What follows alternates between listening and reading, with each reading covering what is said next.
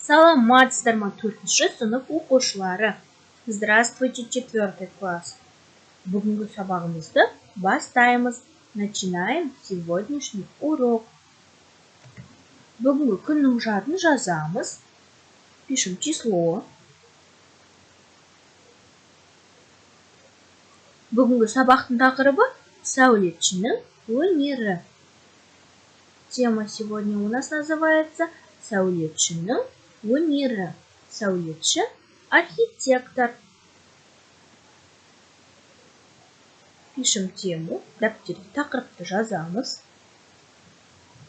Сабағымыздың мақсаты сәулет өнеріне қатысты мамандықтармен танысу және де құрылысқа қатысты сөздерді қолдануды үйрену. Жаңа сөздерді дұрыс айтып үйренейік. Теперь у нас новые слова. Повторяем за мной.